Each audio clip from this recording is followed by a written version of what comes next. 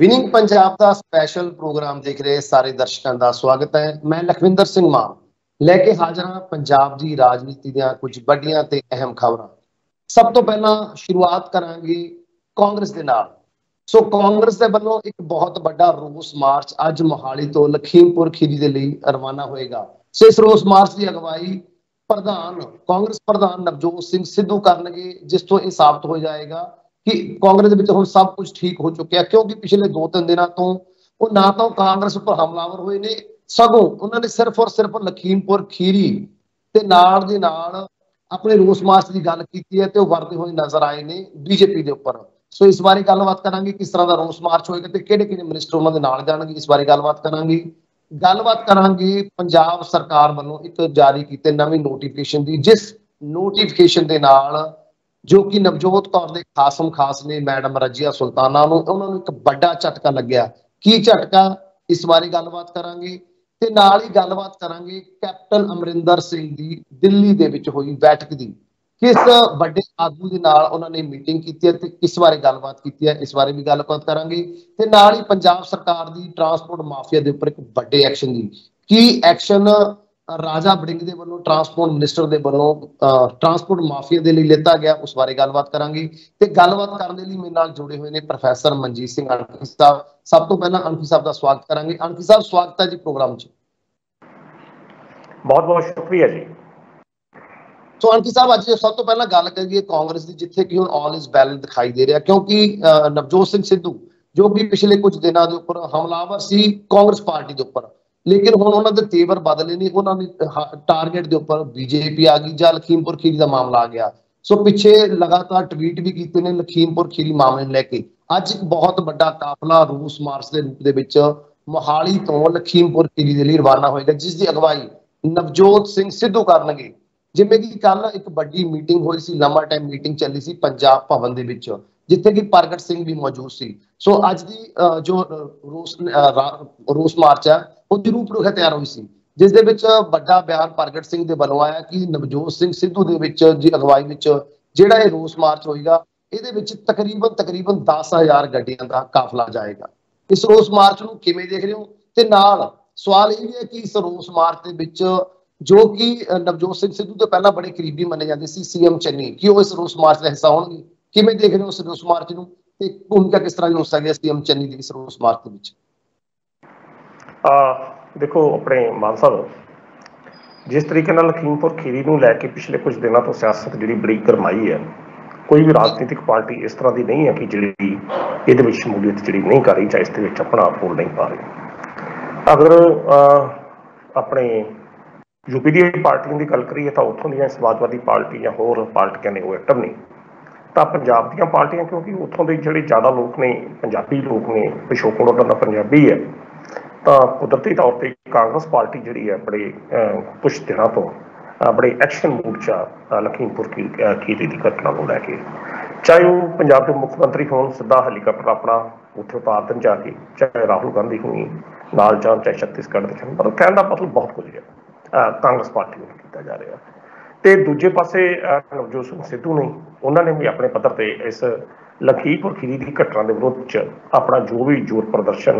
ਰੋਹ ਪ੍ਰਦਰਸ਼ਨ ਕਰ ਸਕਦੇ ਸੀ ਜਾਂ ਵਿਰੋਧ ਪ੍ਰਦਰਸ਼ਨ ਕਰ ਸਕਦੇ ਸੀ, ਉਹਨਾਂ ਦੀ ਉਹ ਸ਼ੁਰੂਆਤ ਜਿਹੜੀ ਕੀਤੀ ਉਹਨਾਂ ਨੇ। ਪਹਿਲਾਂ ਉਹਨਾਂ ਨੇ ਗਵਰਨਰ ਹਾਊਸ ਦੇ ਸਾਹਮਣੇ ਧਰਨਾ ਦਿੱਤਾ, ਬਾਅਦ ਦੇ ਵਿੱਚ ਜਲੰਧਰ ਬਲਾਕ ਪੱਧਰ ਤੇ ਵੀ ਉਹਨਾਂ ਨੇ ਇਹੋ ਜਿਹੀਆਂ ਕਾਰਵਾਈਆਂ ਕਰਨ ਦੀ ਗੱਲ ਕੀਤੀ, ਔਰ ਫਿਰ ਟਵੀਟ ਕਰਕੇ ਜਦੋਂ ਪ੍ਰਿਅੰਕਾ ਗਾਂਧੀ ਦੀ ਗ੍ਰਿਫਤਾਰੀ ਦਾ ਵਿਰੋਧ ਕੀਤਾ ਤਾਂ ਨਾਲ ਹੀ ਨਾਲ ਉਹਨਾਂ ਨੇ ਐਲਾਨ ਕੀਤਾ। ਦੂਜੇ ਬੰਨੇ ਕੱਲ ਫਿਰ ਜਦੋਂ ਉੱਥੋਂ ਪ੍ਰਿਅੰਕਾ ਗਾਂਧੀ ਨੂੰ ਰਿਹਾਅ ਕਰ ਦਿੱਤਾ ਗਿਆ, ਤਾਂ ਫਿਰ ਨਵਜੋਤ ਸਿੱਧੂ ਦਾ ਇਹ ਟਵੀਟ ਆਇਆ ਕਿ ਉਹ ਭਾਜਪਾ ਦੇ ਖਿਲਾਫ 10,000 ਗੱਡੀਆਂ ਦਾ ਕਾਫਲਾ ਮੋਹਾਲੀ ਤੋਂ ਲੈ ਕੇ ਲਖੀਮਪੁਰ ਖੀਰੀ ਤੱਕ ਕਰਨਗੇ, ਜਿਹਦੇ ਵਿੱਚ ਕਾਂਗਰਸ ਪਾਰਟੀ ਦੇ ਸਾਰੇ ਵਰਕਰ, ਸਮਰਥਕ ਸ਼ਾਮਲ ਹੋਣਗੇ। ਪਰ ਇਹਦੇ ਵਿੱਚ ਤੁਹਾਡੀ ਬੜੀ ਗੱਲ ਠੀਕ ਹੈ ਕਿ ਇਹਦੇ 'ਚ ਕਿਤੇ ਵੀ ਉਹਨੇ ਮੁੱਖ ਮੰਤਰੀ ਦਾ ਜਾਂ ਵਿਧਾਇਕ ਦਾ ਨਾਮ ਜਿਹੜਾ ਉਹ ਕਿਸੇ ਦਾ ਨਹੀਂ ਲਿਆ। ਮੇਰਾ ਨਹੀਂ ਖਿਆਲ ਕਿ ਪੰਜਾਬ ਦੇ ਮੌਜੂਦਾ ਮੁੱਖ ਮੰਤਰੀ ਚਰਨਜੀਤ ਸਿੰਘ ਚੰਨੀ ਹੋਣੀ ਇਸ ਵਿਰੋਧ ਪ੍ਰਦਰਸ਼ਨ ਵਿੱਚ ਸ਼ਾਮਲ ਹੋਣ ਜਾਂ ਉਸ ਮਾਰਚ ਵਿੱਚ ਸ਼ਾਮਲ ਹੋਣ, ਕਿਉਂਕਿ ਜਿੰਨਾ ਕੁ ਉਹਨਾਂ ਨੇ ਕਰਦਾ ਸੀ ਉਹ 1-2 ਦਿਨ 3 ਕੁ ਦਿਨ ਹੋ ਚਲੇ ਨੇ, ਉਹ ਇਸੇ ਕੰਮ ਵਾਲੀ ਨੇ। ਤਾਂ ਫਿਰ ਜਦੋਂ ਬੰਦਾ ਇੱਕ ਪਾਸੇ, ਕਿਉਂਕਿ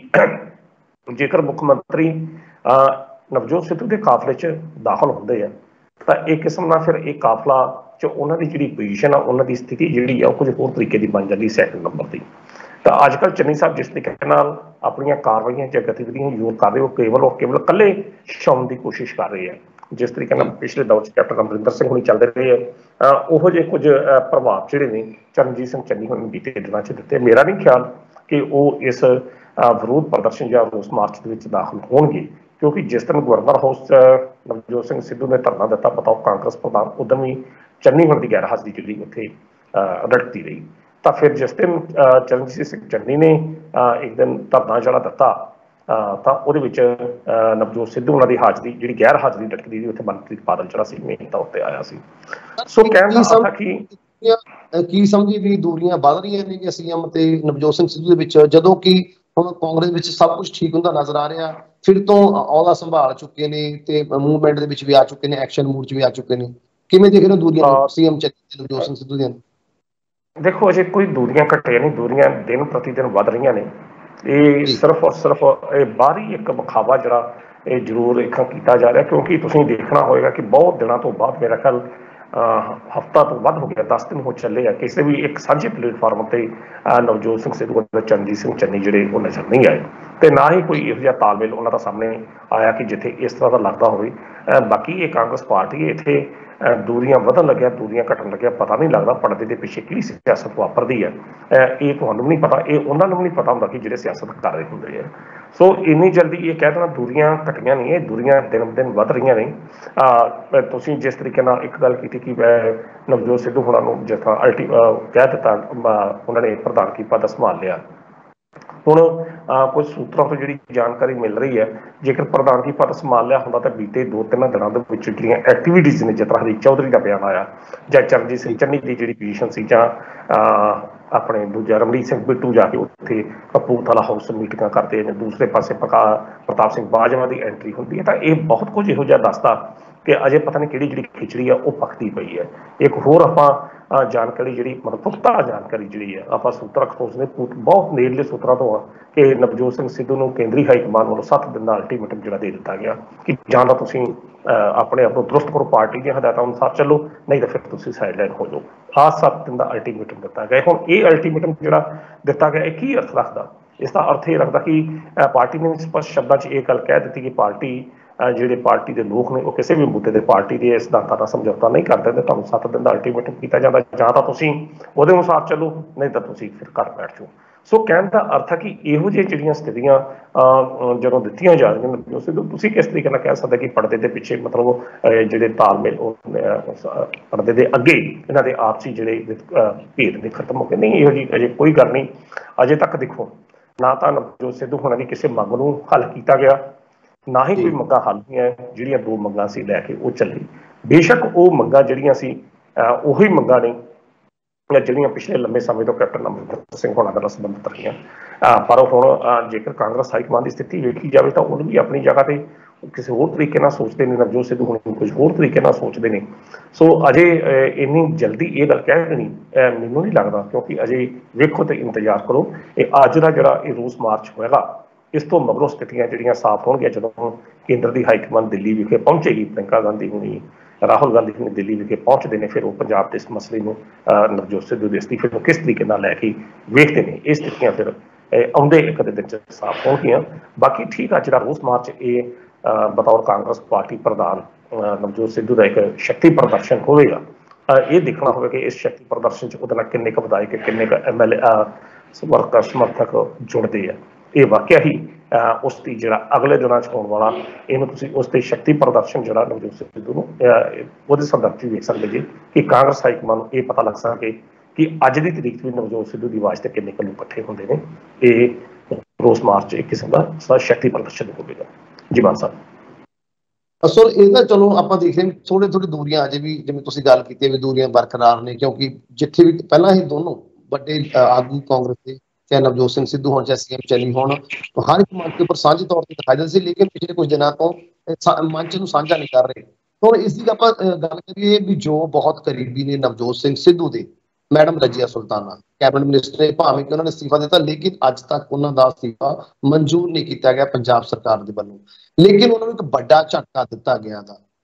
ਕੱਲ ਇੱਕ ਨੋਟੀਫਿਕੇਸ਼ਨ ਜਾਰੀ ਕੀਤਾ ਗਿਆ, ਜਿਸ ਦੇ ਵਿੱਚ ਕੈਬਨਿਟ ਮੰਤਰੀ ਦੇ ਸਾਰੇ ਕੈਬਨਿਟ ਮੰਤਰੀਆਂ ਨੂੰ ਜ਼ਿਲ੍ਹਾਵਾਰ ਵੰਡ ਦਿੱਤੇ ਗਏ ਨੇ, ਕਿਉਂਕਿ ਜਿਹੜੀਆਂ ਜ਼ਿਲ੍ਹਾ ਕਮੇਟੀਆਂ ਬਣੀਆਂ ਨੇ, ਜਿਹੜੀਆਂ ਪੰਜਾਬ ਦੇ ਆਉਣ ਵਾਲੇ ਦਿਨਾਂ ਵਿੱਚ ਜਿੰਨੇ ਵੀ ਕੰਮਕਾਜ ਹੋਣਗੇ ਉਹਨਾਂ ਦਾ ਨਿਰੀਖਣ ਕਰਦੇ ਰਹਿਣਗੇ ਤੇ ਰਿਪੋਰਟ ਸਰਕਾਰ ਨੂੰ ਸੌਂਪ ਦੇਣਗੀਆਂ। ਸੋ ਸਾਰੇ ਜ਼ਿਲ੍ਹਿਆਂ ਨੂੰ ਕੈਬਨਿਟ ਜਿੰਨੇ ਮੰਤਰੀ ਨੇ ਉਹਨਾਂ ਦੇ ਵਿੱਚ ਵੰਡ ਦਿੱਤਾ ਗਿਆ, ਲੇਕਿਨ ਇਕੱਲੇ ਮੈਡਮ ਰਜੀਆ ਸੁਲਤਾਨਾ ਨੂੰ ਕਿਸੇ ਵੀ ਜ਼ਿਲ੍ਹੇ ਦੀ ਜ਼ਿੰਮੇਵਾਰੀ ਨਹੀਂ ਸੌਂਪੀ ਗਈ। ਕਿਵੇਂ ਦੇਖ ਰਹੇ ਹੋ ਵੀ ਇਹ ਨਵਜੋਤ ਸਿੰਘ ਸਿੱਧੂ ਦੇ ਨੇੜੇ ਹੋਣ ਦਾ ਖਮਿਆਜਾ ਭੁਗਤ ਰਹੇ ਨੇ ਰਜੀਆ ਸੁਲਤਾਨਾ ਮੈਡਮ? ਬਿਲਕੁਲ ਜੀ, ਇਹਦੇ ਵਿੱਚ ਅਗਰ ਕੋਈ ਦੋ ਰਹਿ ਨਹੀਂ ਹੈ। ਇਹ ਤਾਂ ਤੁਸੀਂ ਆਪਣੀ ਗੱਲ ਦਾ ਆਪੇ ਹੀ ਜਵਾਬ ਦੇ ਦਿੱਤਾ ਕਿ ਜਿਸ ਤਰੀਕੇ ਨਾਲ ਤੁਸੀਂ ਸਟਾਰਟ ਦੀ ਗੱਲ ਕਰ ਰਹੇ ਜੀ ਕਿ ਦੂਰੀਆਂ ਜਿਹੜੀਆਂ ਵਧੀਆਂ ਘਟੀਆਂ, ਜੇਕਰ ਵਾਕਿਆ ਹੀ ਦੂਰੀਆਂ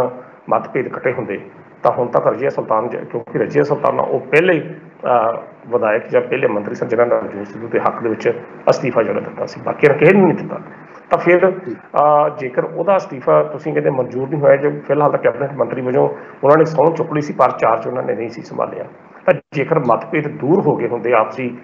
ਵਿਤਕਰੇ ਜਿਹੜੇ ਮਨਾਂ ਦੇ ਰੋਸ ਮੁਜ਼ਾਹਰੇ ਜਾਂ ਸੁਲ੍ਹਾ ਸਫਾਈ ਹੋ ਗਈ ਹੁੰਦੀ, ਤਾਂ ਰਜੀਆ ਸੁਲਤਾਨਾ ਹੋਣਾ ਨੂੰ ਬਕਾਇਦਾ ਤੌਰ 'ਤੇ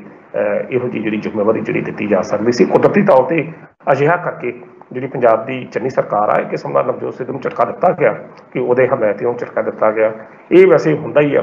ਦੂਜੇ ਪਾਸੇ ਕਿਉਂਕਿ ਜਿਹੜੇ ਰਜੀਆ ਸੁਲਤਾਨਾ ਦੇ ਪਤੀ ਦੇ ਮੁਹੰਮਦ ਮੁਸਤਫਾ ਉਹ ਮੁੱਖ ਚੋਣ ਰਣਨੀਤੀ ਕਾਰ ਨੇ ਆਪਣੇ ਨਵਜੋਤ ਸਿੱਧੂ ਹੋਣਾ ਦੇ, ਤਾਂ ਇਸ ਗੱਲ 'ਚ ਤਾਂ ਦੋ ਰਹਿ ਨਹੀਂ ਹੈ ਕਿ ਇੱਕ ਕਿਸਮ ਦੇ ਨਾਲ ਇਹ ਨਵਜੋਤ ਸਿੱਧੂ ਦੇ ਧੜੇ ਨੂੰ ਅਸੀਂ ਕਹਿ ਸਕਦੇ ਕਿ ਇੱਕ ਝਟਕਾ ਜਿਹੜਾ ਦਿੱਤਾ ਗਿਆ, ਜਾਂ ਸਰਕਾਰ ਇਹ ਦਰਸਾਉਣਾ ਚਾਹੁੰਦੀ ਹੈ ਕਿ ਆਉਂਦੇ ਕੁਝ ਦਿਨਾਂ ਦੇ ਵਿੱਚ ਅਸੀਂ ਹੀ ਸੁਪਰੀਮ ਆ। ਵੈਸੇ ਇੱਕ ਗੱਲ ਮਾਨ ਸਾਹਿਬ ਤੁਹਾਨੂੰ ਮੈਂ ਕਹਾਂ ਕਿ ਇਹ ਪੰਜਾਬ ਕਾਂਗਰਸ ਦੀ ਇੱਕ ਤਰਾਸਦੀ ਕਹੀ ਜਾ ਸਕਦੀ ਹੈ ਕਿ ਕਦੇ ਵੀ ਇਹ ਕਾਂਗਰਸ ਜਿਹੜੀ ਪਾਰਟੀ ਹੈ ਭਾਵੇਂ ਉਹਦੀ ਜਗ੍ਹਾ 'ਤੇ ਦਰਬਾਰਾ ਸਿੰਘ ਹੋਣੀ ਹੋਣ ਜਾਂ ਗਿਆਨੀ ਜੈਲ ਸਿੰਘ ਹੋਣੀ ਹੋਣ ਜਾਂ ਬੇਅੰਤ ਸਿੰਘ ਹੋਣੀ ਹੋਣ, ਉਹਦਾ ਦੇ ਮੁਕਾਬਲੇ ਚਰਨ ਸਿੰਘ ਬਰਾੜ ਹੋਵੇ, ਬੀਬੀ ਪੱਠਲ ਹੋਵੇ, ਉਸ ਤੋਂ ਬਾਅਦ ਕੈਪਟਨ ਅਮਰਿੰਦਰ ਆ ਗਿਆ, ਫਿਰ ਬੀਬੀ ਪੱਠਲ ਆ ਗਈ, ਹੁਣ ਪਹਿਲਾਂ ਕੈਪਟਨ ਅਮਰਿੰਦਰ ਸੀ, ਫਿਰ ਨਵਜੋਤ ਸਿੱਧੂ ਸੀ, ਹੁਣ ਚੰਨੀ ਆ ਗਿਆ, ਹੁਣ ਫਿਰ ਨਵਜੋਤ। ਮਤਲਬ ਇਹ ਇੱਕ ਕਾਂਗਰਸ ਪਾਰਟੀ ਦੀ ਰਵਾਇਤੀ ਰਹੀ ਹੈ ਕਿ ਹਮੇਸ਼ਾ ਪਾਵਰ ਸੈਂਟਰ ਜਿਹੜੇ ਨੇ ਦੋ ਰਹੇ ਨੇ, ਔਰ ਕਾਂਗਰਸ ਹਾਈਕਮਾਨ ਇਹੋ ਚਾਹੁੰਦੀ ਕਿ ਇਸ ਵੇਲੇ ਪਾਵਰ ਸੈਂਟਰ 2-3 ਬਣ ਚੁੱਕੇ ਕਿ ਪਤਾ ਨਹੀਂ ਕਿੱਧਰ ਗਿਆ, ਕੀ ਹੈ ਜਾਂ ਕੀ ਨਹੀਂ। ਤਾਂ ਕਹਿਣ ਦਾ ਅਰਥ ਹੈ ਕਿ ਇਹ ਚਲੋ ਇਹ ਜਿਸ ਤਰ੍ਹਾਂ ਅਰਵਿੰਦ ਕੇਜਰੀਵਾਲ ਉੱਧਰ ਕਹਿ ਕੇ ਗਏ ਸੀ, ਚੰਨੀ ਨੂੰ ਉਹਨਾਂ ਨੇ ਕਿਹਾ ਸੀ ਕਿ ਇਹ ਪੰਜਾਬ ਕਾਂਗਰਸ ਦਾ ਇੱਕ ਤਮਾਸ਼ਾ ਜਿਹੜਾ ਨਾ ਉਹ ਬਣਿਆ ਹੋਇਆ, ਤਾਂ ਤਮਾਸ਼ਾ ਹੀ ਆ, ਕਦੇ ਕੁਝ ਹੋ ਜਾਂਦਾ। ਅਜੇ ਹਾਰਡਲੀ 15 ਦਿਨ ਹੋਏ ਨੇ ਕਿ ਚੰਨੀ ਸਰਕਾਰ ਤੋਂ ਹੋਂਦ ਵਿੱਚ ਆਇਆ, ਤਾਂ ਜੇਕਰ ਤੁਹਾਡੀ ਪਾਰਟੀ ਪ੍ਰਧਾਨ ਦੇ ਨਾਲ ਹੀ ਇਹੋ ਜਿਹੇ ਸੰਬੰਧ ਜਿਹੜੇ ਨੇ ਇਸ ਤਰ੍ਹਾਂ ਬਦਲ ਜਾਣਗੇ, ਠੀਕ ਨਹੀਂ ਰਹਿਣਗੇ, ਤੇ 2022 ਦੀਆਂ ਚੋਣਾਂ ਕਤਰੋਂ ਲੜ ਸਕਦੇ ਜੀ। ਕਿਉਂਕਿ ਕਦੇ ਅਫਵਾਹਾਂ ਨੇ ਕੋਈ ਕਹਿ ਰਿਹਾ 10 ਨਵੰਬਰ ਨੂੰ ਕੋਡ ਆਫ ਕੰਡਕਟ ਲਾਗੂ ਜਾਰੀ ਹੋ ਸਕਦਾ ਚੋਣ ਜਾਬਤਾ, ਕੋਈ 15 ਦਸੰਬਰ ਨੂੰ ਕਹਿ ਰਿਹਾ। ਸੋ ਦਿਨ ਤਾਂ ਕੇਵਲ 1 ਮਹੀਨਾ ਜਾਂ 1.5 ਮਹੀਨਾ ਰਹਿ ਗਿਆ, ਤੇ ਜੇਕਰ 1.5 ਮਹੀਨੇ ਦੇ ਵਿੱਚ ਵੀ ਤੁਸੀਂ ਅਜਿਹਾ ਕੁਝ ਆਪਸ ਦੇ ਵਿੱਚ ਪੱਟ ਉਤਾਰ ਰਹੇ ਤਾਂ ਠੀਕ ਹੈ। ਸਿਆਸਤ ਪਾਰਟੀਆਂ ਹੋਰ ਵੀ ਬੜੀਆਂ ਨੇ ਜਿਨ੍ਹਾਂ ਨੂੰ ਕੁਝ ਕਰਨ ਦੀ ਲੋੜ ਨਹੀਂ, ਕਿਉਂਕਿ ਜੋ ਕੁਝ ਕਾਂਗਰਸ ਪਾਰਟੀ ਦੇ ਖਿਲਾਫ ਉਹਨਾਂ ਵਿਰੋਧੀ ਪਾਰਟੀਆਂ ਨੇ ਕਰਨਾ ਉਹ ਇਹ ਆਪ ਹੀ ਕਰ ਰਹੇ ਆ। ਸੋ ਰਜੀਆ ਸੁਲਤਾਨਾ ਨੂੰ ਇਹ ਜਿਹੜਾ ਨਾ ਜ਼ਿੰਮੇਵਾਰੀ ਦੇਣੀ ਕੁਦਰਤੀ ਤੌਰ 'ਤੇ ਇੱਕ ਝਟਕਾ ਹੈ ਹੀ ਆ। ਉਹੋ ਜਿਹੇ ਝਟਕੇ ਜਿਹੋ ਜਿਹੇ ਝਟਕੇ ਕੈਪਟਨ ਅਮਰਿੰਦਰ ਸਿੰਘ ਹੁਣੀ, ਤਰਜਿੰਦਰ ਸਿੰਘ ਬਾਜਵਾ ਹੋਣਾ ਨੂੰ ਜਾਂ ਬਾਕੀਆਂ ਨੂੰ ਦਿੰਦੇ ਰਹੇ ਨੇ, ਉਹੋ ਜਿਹੇ ਝਟਕੇ ਚੰਨੀ ਸਰਕਾਰ ਦੇ ਵੀ ਦੇਣੀ ਸ਼ੁਰੂ ਕਰ ਦਿੱਤੇ। ਪਰ ਇਹ ਇੱਕ ਨਵੀਂ ਟੀਮ ਵਾਸਤੇ ਇਹ ਗੱਲ ਚੰਗੀ ਨਹੀਂ, ਕਿਉਂਕਿ ਅਮਰਿੰਦਰ ਹੋਣਾ ਦਾ ਟਾਈਮ ਜਿਹੜਾ ਇੱਕ ਲੰਮਾ ਸਮਾਂ ਸੀ, ਹੁਣ ਦੂਜੇ ਪਾਸੇ ਸਮਾਂ ਬਹੁਤ ਥੋੜ੍ਹਾ, ਇਹਨਾਂ 4.5 ਮਹੀਨੇ ਵਿੱਚ ਮਹੀਨਾ ਜਾਂ 1.5 ਮਹੀਨੇ ਦਾ ਸਮਾਂ ਰਹਿ ਗਿਆ। ਤੇ ਇਸ 1.5 ਮਹੀਨੇ 'ਚ ਜੇਕਰ ਤੁਸੀਂ ਆਪ ਹੀ ਆਪਣੇ ਇੱਕ ਦੂਜੇ ਨੂੰ ਇੱਕ ਸਾਂਝੇ ਪਲੇਟਫਾਰਮ 'ਤੇ ਨਹੀਂ ਆ ਸਕਦੇ ਤਾਂ ਇਹ ਵਿਤਕਰੇ ਪਾਰਟੀ ਦਾ ਵੀ ਨੁਕਸਾਨ ਕਰਨਗੇ ਤੇ ਨਿੱਜੀ ਪੱਧਰ 'ਤੇ ਵੀ ਕਰਨਗੇ। ਜੀ ਮਾਨ ਸਾਹਿਬ। ਸੋ ਸਰ, ਜਿੱਥੇ ਆਪਣੀ ਪੰਜਾਬ ਸਰਕਾਰ ਦੇ ਵੱਲੋਂ ਨਵਜੋਤ ਸਿੰਘ ਸਿੱਧੂ ਨੂੰ ਜਾਂ ਉਹਨਾਂ ਦੇ ਕਰੀਬੀਆਂ ਨੂੰ ਝਟਕਾ ਦਿੱਤਾ ਗਿਆ, ਉੱਥੇ ਇੱਕ ਵੱਡਾ ਝਟਕਾ ਕੱਲ ਟਰਾਂਸਪੋਰਟ ਮਾਫੀਆ ਨੂੰ ਵੀ ਲੱਗਿਆ। ਇੱਕ ਵੱਡੀ ਕਾਰਵਾਈ ਪੰਜਾਬ ਸਰਕਾਰ ਵੱਲੋਂ ਤੇ ਟਰਾਂਸਪੋਰਟ ਮੰਤਰੀ ਰਾਜਾ ਵੜਿੰਗ ਦੇ ਵੱਲੋਂ ਬਾਦਲਾਂ ਦੇ ਖਿਲਾਫ ਕੀਤੀ ਗਈ, ਕਿਉਂਕਿ ਕੱਲ ਤਕਰੀਬਨ ਨਜਾਇਜ਼ ਚੱਲਦੀਆਂ 15 ਬੱਸਾਂ ਫੜੀਆਂ ਗਈਆਂ, ਜਿਨ੍ਹਾਂ ਵਿੱਚ ਔਰਬਿਟ ਏਵੀਏਸ਼ਨ ਦੀਆਂ ਵੀ ਬੱਸਾਂ ਨੇ, ਬਾਬਾ ਦੀਪ ਸਿੰਘ ਟਰਾਂਸਪੋਰਟ ਦੀਆਂ ਬੱਸਾਂ ਨੇ, ਬਾਬਾ ਬੁੱਢਾ ਸਿੰਘ ਟਰਾਂਸਪੋਰਟ ਦੀਆਂ ਬੱਸਾਂ ਨੇ। ਸੋ ਕਹੀਏ ਤਾਂ ਕਿਸ ਤਰ੍ਹਾਂ ਦੇਖ ਰਹੇ ਹੋ ਤੁਸੀਂ ਇਸ ਕਾਰਵਾਈ ਨੂੰ? ਕਿਉਂਕਿ ਜਦੋਂ ਰਾਜਾ ਵੜਿੰਗ ਨੇ ਅਜੇ ਸਹੁੰ ਵੀ ਨਹੀਂ ਚੁੱਕੀ ਸੀ, ਉਹ ਕੈਬਨਿਟ ਦੇ ਵਿੱਚ ਸਿਰਫ ਨਾਮ ਚਰਚਾ ਹੋਣ ਲੱਗੇ ਸੀ ਵੀ ਕੈਬਨਿਟ ਦੇ ਵਿੱਚ ਆ ਸਕਦੇ ਨੇ, ਉਹਨਾਂ ਨੇ ਉਦੋਂ ਹੀ ਕਿਹਾ ਸੀ ਵੀ ਮੈਨੂੰ ਤੁਸੀਂ ਇੱਕ ਵਾਰ ਟਰਾਂਸਪੋਰਟ ਮੰਤਰੀ ਬਣਾਓ ਤੇ ਇਸ ਟਰਾਂਸਪੋਰਟ ਮਾਫੀਏ ਦੇ ਉੱਪਰ ਮੈਂ ਨਕੀਲ ਕਸਾਂਗਾ। ਕੀ ਆਪਣੇ ਬਿਆਨਾਂ ਦੇ ਉੱਪਰ ਖਰਾ ਉਤਰਦੇ ਨਜ਼ਰ ਆ ਰਹੇ ਨੇ? ਵੱਡਾ ਝਟਕਾ ਬਾਦਲਾਂ ਦੀ ਸਟੇਕ ਲੱਗਿਆ ਕੱਲ ਔਰਬਿਟ ਐਵੀਏਸ਼ਨ, ਕਿਵੇਂ ਦੇਖ ਰਹੇ ਹੋ? ਦੇਖੋ, ਪਿਛਲੇ 10 ਸਾਲਾਂ ਤੋਂ, ਕਿਉਂ 10 ਸਾਲਾਂ ਤੋਂ ਨਹੀਂ 20 ਸਾਲਾਂ ਤੋਂ ਪਿੱਛੋਂ ਕਹਿ ਲਓ ਕਿ ਟਰਾਂਸਪੋਰਟ ਜਿੰਨੇ ਟਰਾਂਸਪੋਰਟ ਮਹਿਕਮੇ ਦੇ ਵਿੱਚ ਬੱਸਾਂ ਗੈਰ ਸਰਕਾਰੀ ਜਿਹੜੀਆਂ ਬੱਸਾਂ ਨੇ ਜਿੰਨਾ ਗੰਦ ਇਹਨਾਂ ਨੇ ਪਾਇਆ, ਕੋਈ ਦੋ ਰਹਿਵਾ ਨਹੀਂ ਹੈ ਕਿ ਇਹਨਾਂ ਚੂਨਾ ਸਰਕਾਰ ਨੂੰ ਇਹਨਾਂ ਨੇ ਲਾਇਆ ਹੋਵੇ। ਤੁਸੀਂ ਸ਼ੰਭੂ ਬੈਰੀਅਰ ਤੋਂ ਟੱਪ ਕੇ ਹਰਿਆਣੇ 'ਚ ਜਾਓ ਤਾਂ ਤੁਹਾਨੂੰ ਉੱਥੇ ਹਰਿਆਣਾ ਰੋਡਵੇਜ਼ ਦੀਆਂ ਬੱਸਾਂ ਪਲ ਪਲ ਮਿਲਣਗੀਆਂ। ਤੇ ਜੇਕਰ ਤੁਸੀਂ ਐਨੂੰ ਆਉਂਦੇ ਚ ਤੇ ਇੱਥੇ ਤੁਹਾਨੂੰ ਸਟੇਟ ਦੀਆਂ ਪੰਜਾਬ ਰੋਡਵੇਜ਼ ਜਾਂ PRTC ਦੀਆਂ ਬੱਸਾਂ ਮਿਲਣਗੀਆਂ ਤੇ ਜ਼ਰੂਰ, ਪਰ ਘੰਟਿਆਂ ਦੇ ਬਾਅਦ ਉਹ ਸਫ਼ਰ ਉਹਨਾਂ ਦਾ ਟਾਈਮ ਜਿਹੜਾ ਹੁੰਦਾ ਜ਼ਿਆਦਾ ਪ੍ਰਾਈਵੇਟ ਬੱਸਾਂ ਦੰਦ ਲੰਬੀਆਂ ਫਿਰਦੀਆਂ ਨੇ। ਤਾਂ ਇੱਕ ਪਰਮਿਟ ਤੇ 4-4 ਬੱਸਾਂ ਚੱਲਦੀਆਂ ਨੇ, ਜਿਨ੍ਹਾਂ ਬੱਸਾਂ ਦੇ ਤੁਸੀਂ ਨਾਮ ਲਏ ਆ, ਜਿਨ੍ਹਾਂ ਕੁਝ ਟਰਾਂਸਪੋਰਟਾਂ ਦੇ, ਇਹ ਸਾਰੇ ਟਰਾਂਸਪੋਰਟਰ ਜਿਹੜੇ ਨੇ ਇਹ ਅਕਾਲੀ ਦਲ ਨਾਲ ਸੰਬੰਧਿਤ ਮੈਂ ਆਪਾਂ ਕਹਿ ਸਕਦੇ ਹਾਂ ਵਿਧਾਇਕ ਜਾਂ ਮੰਤਰੀ ਰਹੇ ਆ, ਵਿੱਚ ਕਾਂਗਰਸੀ ਵੀ ਜ਼ਰੂਰ ਨੇ, ਇਹੋ ਜਿਹੀ ਗੱਲ ਨਹੀਂ। ਟਾਈਮ ਟੇਬਲ ਇਸ ਤਰੀਕੇ ਦਾ ਬਣਦਾ ਰਿਹਾ ਕਿ ਜਿਹੜੀਆਂ ਸਰਕਾਰੀ ਬੱਸਾਂ ਦਾ ਟਾਈਮ ਟੇਬਲ ਬਹੁਤ ਥੋੜ੍ਹਾ, ਦੂਜੀਆਂ ਦਾ ਟਾਈਮ ਬਹੁਤ ਜ਼ਿਆਦਾ। ਬਟਾਲੇ ਤੋਂ ਬੱਸਾਂ ਚੱਲਦੀਆਂ, ਰੋਡਵੇ ਦੀ ਬੱਸ ਨੂੰ ਕੇਵਲ 6 ਮਿੰਟ ਦਿੱਤੇ ਜਾਂਦੇ ਆ, ਜਿਹੜੀਆਂ ਸਪੈਸ਼ਲ ਚੱਲਦੀਆਂ ਜਾਂ ਰੋਡਵੇ ਦੀਆਂ ਪ੍ਰਾਈਵੇਟ ਬੱਸਾਂ ਚੱਲਦੀਆਂ 15-15 ਮਿੰਟ ਦਿੱਤੇ ਜਾਂਦੇ ਆ। ਔਰ ਜਿਹੜੀਆਂ ਬੱਸਾਂ ਕੋਈ ਟਾਈਮ ਨਹੀਂ, ਕੋਈ ਪਰਮਿਟ ਨਹੀਂ, ਉਹ ਪੈਸੇ ਦੇ ਕੇ ਭਰਦੀਆਂ। ਬਹੁਤ ਚੂਨਾ ਜਿਹੜਾ ਵੱਡੇ ਪੱਧਰ ਤੇ ਲੱਗਦਾ ਰਿਹਾ ਹੈ, ਇਹ ਕੱਲ੍ਹ ਤੱਕ ਵੀ ਲੱਗਦਾ ਰਿਹਾ। ਔਰ ਇਹ ਗੱਲ ਨਹੀਂ ਹੈ ਕਿ ਗਾਂ ਨਹੀਂ ਦੇਣਾ, ਗਾਂ ਵੀ ਇਸ ਤਰ੍ਹਾਂ ਲੱਗਣਾ, ਕਿਉਂਕਿ ਜਿੰਨੀਆਂ ਇਹ ਮਾਫੀਆ ਟਰਾਂਸਪੋਰਟ ਮਾਫੀਆ ਜਿਹੜਾ ਹੈ, ਜਿੱਥੋਂ ਤੱਕ ਇਹਦੀਆਂ ਜੜ੍ਹਾਂ ਡੂੰਘੀਆਂ ਨੇ, ਸਿੱਧੇ ਸੰਬੰਧ ਇਹ ਮੰਤਰੀਆਂ ਵਿਧਾਇਕਾਂ ਨਾਲ, ਆਮ ਬੰਦੇ ਦਾ ਇਹਦੇ ਵਿੱਚ ਕੋਈ ਰੋਲ ਨਹੀਂ ਹੈਗਾ। ਇਹ ਭੁਲੇਖੇ ਦੀ ਗੱਲ ਹੈ ਕਿ ਆਮ ਮਾਫੀਆ ਕਿਹੜਾ, ਜਿਹੜਾ ਮੰਤਰੀ ਨੇ ਵਿਧਾਇਕ ਨੇ ਉਹਨਾਂ ਨੂੰ ਕੌਣ ਹੱਥ ਪਾਊਗਾ। ਤਾਂ ਇਹ ਚੂਨਾ ਲੱਗਦਾ ਰਿਹਾ, ਔਰ ਚੂਨਾ ਲੱਗਣ ਦਾ ਹੀ ਕਾਰਨ ਆ ਕਿ ਇਸ ਵੇਲੇ ਰੋਡਵੇਜ਼ ਜਿਹੜੀ ਘਾਟੇ 'ਚ, PRTC ਘਾਟੇ 'ਚ। ਕਿਸੇ ਰੋਡਵੇਜ਼ ਦੀ ਬੱਸ 'ਚ ਬਹਿ ਜਾਓ, ਕੋਈ ਸੀਟ ਨਹੀਂ, ਕੋਈ ਚੱਜ ਨਹੀਂ, ਡਰਾਈਵਰ ਕਨੈਕਟਰ ਹੁੰਦੇ ਨੇ, ਉਹਨਾਂ ਦੀ ਭਰਤੀ ਹੋਈ ਨਹੀਂ। ਪਿਛਲੇ ਸਮਿਆਂ ਤੋਂ ਉਹ ਵਿਚਾਰੇ ਕੰਮ ਜਿਹੜੇ ਠੇਕੇ ਤੇ ਕੰਮ ਕਰ ਰਹੇ ਆ, ਕੱਖ ਨਹੀਂ ਉਹਨਾਂ ਦਾ ਬਣੇਗਾ। ਬੱਸਾਂ ਦੀ ਹਾਲਤ ਪਤਲੀ ਹੈ, ਸਵਾਰੀ ਕੱਪੜਾ ਪਾ ਕੇ ਸੂਟ ਪਾ ਕੇ ਬਹਿੰਦੀ ਹੈ, ਜਦੋਂ ਉਤਰਦੀ ਹੈ ਤੇ ਲੰਗਾਰ ਲੱਥੇ ਹੁੰਦੇ ਆ। ਇਸ ਦਾ ਕਾਰਨ ਇਹੋ ਹੈ ਕਿ ਮਤਲਬ ਕੁਝ ਹੈ ਨਹੀਂ। ਦੂਜੇ ਪਾਸੇ ਟਰਾਂਸਪੋਰਟ ਅਧਿਕਾਰੀ ਵੀ ਇਸ ਵਕਤ ਗੰਗਾ 'ਚ ਹੱਥ ਧੋਂਦੇ ਆ। ਕਿਸ ਤਰ੍ਹਾਂ ਧੋਂਦੇ ਆ? ਟਾਈਮ ਜੇਕਰ ਰੋਡਵੇ ਦਾ ਤਾਂ ਪ੍ਰਾਈਵੇਟ ਹੁੰਦੇ ਰਹੋ। ਇੱਕ ਮਿੰਟ ਜਿਹੜਾ ਇੱਕ ਮਿੰਟ 'ਚ ਇੱਕ ਸੈਕਿੰਡ 100ਵਾਂ ਦੇ ਹਿਸਾਬ ਦੇ ਨਾਲ ਇਹ ਵਿੱਚ ਤੇ ਖਰੀਦੇ ਜਾਂਦੇ, ਚਾਹੇ ਉਹ ਟਾਈਮ ਮੈਨੇਜਰ ਹੋਵੇ, ਚਾਹੇ ਸਟੇਸ਼ਨ ਮੈਨੇਜਰ ਹੋਵੇ। ਬਹੁਤ ਕੁਝ ਸਟੇਸ਼ਨ ਸੁਪਰਵਾਈਜ਼ਰ ਅੱਡਿਆਂ ਦੇ ਵਿੱਚ ਜਿਸ ਤਰੀਕੇ ਨਾਲ ਟਾਈਮ ਦੇਖਦਾ, ਅਸੀਂ ਆਪਣੀ ਅੱਖੀ ਵੇਖ ਸਕਦੇ ਕਿ ਕਿਵੇਂ ਲੋਕੀ ਕਹਿੰਦੇ ਟਾਈਮ ਨਹੀਂ ਵਿਕਦਾ, ਇੱਥੇ ਟਾਈਮ ਵੀ ਵਿਕਦਾ ਵੇਖਿਆ ਜਾ ਸਕਦਾ। ਤਾਂ ਇਹ ਤਾਂ ਸਥਿਤੀ ਹੋ ਗਈ ਇਸ ਮਾਫੀਏ ਦੀ। ਠੀਕ ਹੈ, ਰਾਜਾ ਵੜਿੰਗ ਨੇ ਇਹ ਜੇਕਰ ਇਹ ਕੰਮ ਕੀਤਾ ਤਾਂ ਚੰਗੀ ਗੱਲ ਆ ਕਿ ਉਸਨੇ ਜਿਸ ਤਰ੍ਹਾਂ ਜੁਝਾਰ ਟਰਾਂਸਪੋਰਟ ਪੜ੍ਹੀ ਆ, ਨਿਊ ਦੀਪ ਬੱਸਾਂ ਬਸਤੀ ਕੀਤੀਆਂ, ਔਰਬਿਟ ਬੱਸਾਂ ਜਿਹੜੀਆਂ ਕੀਤੀਆਂ ਨੇ, ਕਿਉਂਕਿ ਇਹ ਉਹੀ ਬੱਸਾਂ ਨੇ ਜਿਨ੍ਹਾਂ ਦੇ ਉੱਤੇ ਪਿਛਲੇ ਸਮੇਂ 'ਚ ਬਾਦਲ ਸਰਕਾਰ ਦਾ ਜਿਹੜਾ ਤੌਰ ਤੇ ਹੱਥ ਰਿਹਾ, ਤੇ ਕੁਝ ਬਾਦਲ ਦੀਆਂ ਸਿੱਧੀਆਂ ਬੱਸਾਂ ਨੇ। ਤਾਂ ਪਰ ਹੱਥ ਜਿਹੜਾ ਕੋਈ ਨਹੀਂ ਸੀ ਪਾਉਂਦਾ। ਹੁਣ ਜੇਕਰ ਰਾਜਾ ਵੜਿੰਗ ਨੇ ਇਹਨਾਂ ਨੂੰ ਹੱਥ ਪਾਇਆ ਤਾਂ ਹੁਣ ਗੱਲ ਇਹ ਹੈ ਕਿ ਇਹ ਵੇਖਣ ਵਾਲੀ ਸਥਿਤੀ ਹੈ ਕਿ ਹੱਥ ਕਿੰਨਾ ਚਿਰ ਤੱਕ ਪਿਆ ਰਹੇਗਾ, ਕਿੰਨਾ ਚਿਰ ਤੱਕ ਉਹ ਪ੍ਰਾਈਵੇਟ ਬੱਸਾਂ ਸੜਕਾਂ ਦੇ ਦਮ ਤਲਮਦੀਆਂ ਨਹੀਂ ਫਿਰਨਗੀਆਂ, ਮੌਤ ਵੱਟ ਤੇ ਨਹੀਂ ਫਿਰਨਗੀਆਂ। ਵੱਡੀ ਗੱਲ ਹੈ ਕਿ ਇਹਨਾਂ ਬੱਸਾਂ ਦੀ ਤੁਸੀਂ ਸਪੀਡ ਵੇਖ ਲਓ, ਕਿਉਂਕਿ ਇਹਨਾਂ ਨੇ ਟਾਈਮ ਜਿਹੜੀ ਆਮ ਪ੍ਰਾਈਵੇਟ ਜਿਹੜੀਆਂ ਬੱਸਾਂ ਦੀ ਸਪੀਡ ਆ ਕਦੇ ਵੀ 100 ਜਾਂ 120 ਤੋਂ ਘੱਟ ਨਹੀਂ ਹੁੰਦੀ। ਇਹਨਾਂ ਟਾਈਮ ਚੱਲਣਾ। ਦੂਜੇ ਅੱਡੇ ਤੋਂ ਵੀ ਬੱਸ ਸਵਾਰੀਆਂ ਚੁੱਕਣੀਆਂ ਨੇ ਤਾਂ ਉਥੋਂ ਜੇਕਰ ਕੋਈ ਥੱਲੇ ਆਉਂਦਾ ਮਰ ਜੇ, ਹਰ ਬੱਸ ਦੇ ਵਿੱਚ 2-2 4-4 ਗੁੰਡੇ ਜਿਹੜੇ ਹੁੰਦੇ ਨੇ, ਕੋਈ ਬੱਸ ਪਾਸ ਵਾਲਾ ਇਹਨਾਂ 'ਚ ਚੜ੍ਹ ਨਹੀਂ ਸਕਦਾ, ਕੋਈ ਬਜ਼ੁਰਗ ਨਹੀਂ ਚੜ੍ਹ ਸਕਦਾ, ਕੋਈ ਇਹਨਾਂ ਨੂੰ ਗੁੰਡਾਗਰਦੀ ਕੋਈ ਸ਼ੱਕ ਨਹੀਂ ਕਿ ਇਹਨਾਂ ਪ੍ਰਾਈਵੇਟ ਨਿੱਜੀ ਬੱਸਾਂ ਦੇ ਮਾਲਕ ਕਿਸ ਤਰੀਕੇ ਨਾਲ ਆਪਣੇ ਡਰਾਈਵਰ ਕਨੈਕਟਰਾਂ ਤੋਂ ਕਰਾਉਂਦੇ ਆ। ਪਰ ਇਹ ਸਿਲਸਿਲਾ ਜਿਹੜਾ ਨਾ, ਇਹਨੂੰ ਸਿਲਸਿਲਾ ਵਕਤੀ ਨਹੀਂ ਹੋਣਾ ਚਾਹੀਦਾ ਕਿ ਵਕਤੀ ਜਿਸ ਤਰ੍ਹਾਂ ਰਾਜਾ ਵੜਿੰਗ ਨੇ ਬੰਦ ਕੀਤਾ। ਇਹ ਲੰਮੇ ਸਮੇਂ ਇਹਨੂੰ ਖਤਮ ਕਰਨ ਵਾਸਤੇ ਇੱਕ ਬਕਾਇਦਾ ਇੱਕ ਪਾਲਿਸੀ ਹੋਣੀ ਚਾਹੀਦੀ ਹੈ ਕਿ ਜਿਹੜੇ ਇਹਨਾਂ ਦੇ ਟਾਈਮ ਜਿਹੜੇ ਵੰਡੇ ਜਾਣ, ਰੋਡਵੇ ਦੇ ਟਾਈਮ ਤਾਂ ਜਾਂ ਹੁਣ ਜੇਕਰ ਇਹ ਗੱਲਾਂ ਹੋਈਆਂ, ਰੋਡਵੇ ਦੀਆਂ ਨਵੀਆਂ ਬੱਸਾਂ ਪਾਈਆਂ ਜਾਣ, PRTC ਨਵਾਂ ਬੱਸਾਂ ਦਾ ਜਿਹੜਾ ਪਲਾਟ ਹੋਣਾ ਚਾਹੀਦਾ ਆ। ਸੋ ਇਹੋ ਜਿਹੀਆਂ ਜ਼ਰੂਰ ਰਾਜਾ ਵੜਿੰਗ ਦਾ ਇਹ ਜਿਹੜਾ ਕਦਮ ਆ, ਇਸ ਤਰ੍ਹਾਂ ਚਲੋ ਚੰਗੀ ਗੱਲ ਆ, ਸਰਕਾਰ ਨੂੰ ਕੁਝ ਨਾ ਕੁਝ ਮੁਨਾਫਾ ਹੋਊਗਾ। ਨਿੱਜੀ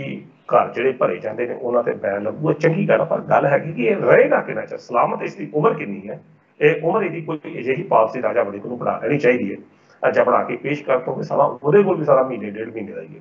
ਤਾਂ ਸਥਿਤੀਆਂ ਇਹ, ਕਿਉਂਕਿ ਬਾਅਦ ਦੇ ਵਿੱਚ ਫਿਰ ਉਹੀ ਕੁਝ ਜਦੋਂ ਚੋਰ ਕੁੱਤੀ ਰਲੇ ਹੋਣ ਨਾ, ਫਿਰ ਰਾਖੀ ਕੋਈ ਨਹੀਂ ਕਰਦਾ ਹੁੰਦਾ। ਅਸਲ 'ਚ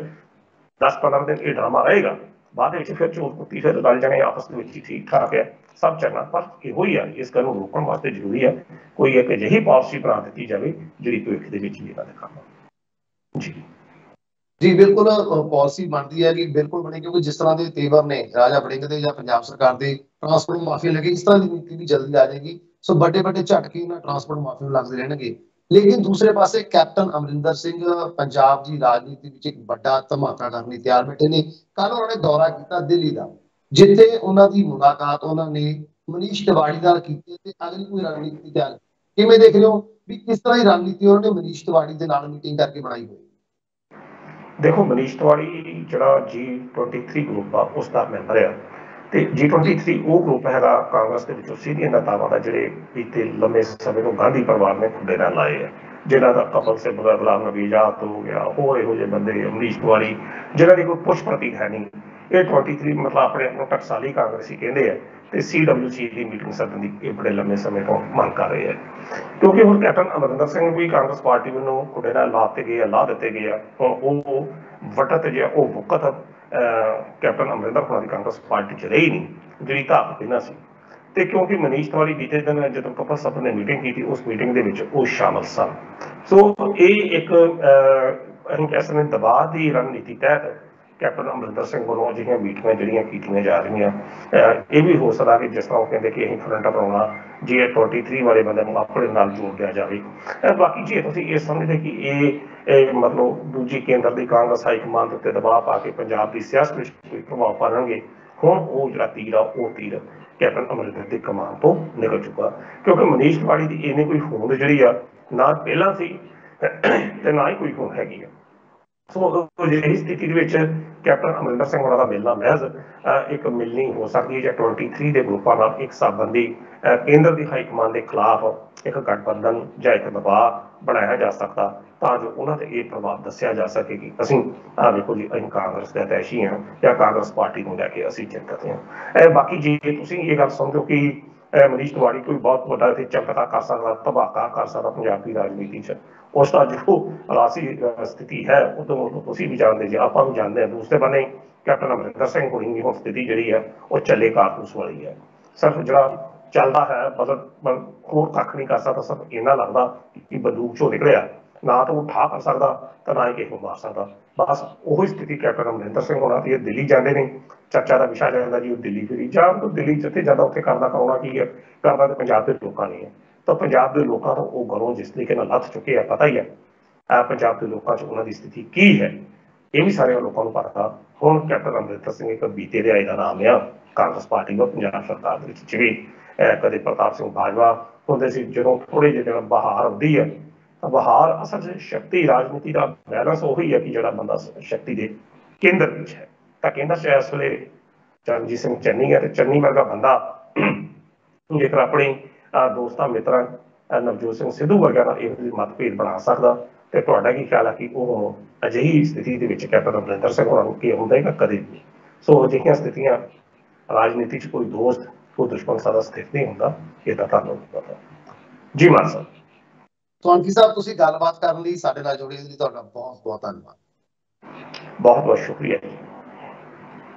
ਇਹ ਸਨ ਪ੍ਰੋਫੈਸਰ ਮਨਜੀਤ ਸਿੰਘ ਅਣਖੀ ਸਾਹਿਬ ਜਿਨ੍ਹਾਂ ਨੇ ਪੰਜਾਬ ਦੀ ਰਾਜਨੀਤੀ ਦੀਆਂ ਬੜੀ ਬਾਰੀਕੀ ਦੇ ਨਾਲ ਤੇ ਵਿਸਥਾਰ ਦੇ ਨਾਲ ਚਰਚਾ ਕੀਤੀ ਹੈ ਸਾਨੂੰ ਉਮੀਦ ਹੈ ਸਾਡੇ ਦਰਸ਼ਕਾਂ ਨੂੰ ਇਹ ਚਰਚਾ ਜ਼ਰੂਰ ਪਸੰਦ ਆਏਗੀ ਕਮੈਂਟ ਕਰਕੇ ਜ਼ਰੂਰ ਦੱਸਿਓ ਵੀ ਸਾਨੂੰ ਤੁਹਾਨੂੰ ਸਾਡਾ ਪ੍ਰੋਗਰਾਮ ਕਿਸ ਤਰ੍ਹਾਂ ਲੱਗਦਾ ਤੇ ਪ੍ਰੋਫੈਸਰ ਮਨਜੀਤ ਸਿੰਘ ਅਣਖੀ ਸਾਹਿਬ ਦੁਆਰਾ ਕੀਤੀ ਗਈ ਚਰਚਾ ਤੁਹਾਨੂੰ ਕਿਸ ਤਰ੍ਹਾਂ ਦੀ ਲੱਗੀ ਸੋ ਅਗਲੇ ਪ੍ਰੋਗਰਾਮ ਦੇ ਵਿੱਚ ਫਿਰ ਤੋਂ ਸਾਡੀ ਹੋਏਗੀ ਮੁਲਾਕਾਤ ਉਦੋਂ ਤੱਕ ਮੈਨੂੰ ਦਿਓ ਇਜਾਜ਼ਤ ਧੰਨਵਾਦ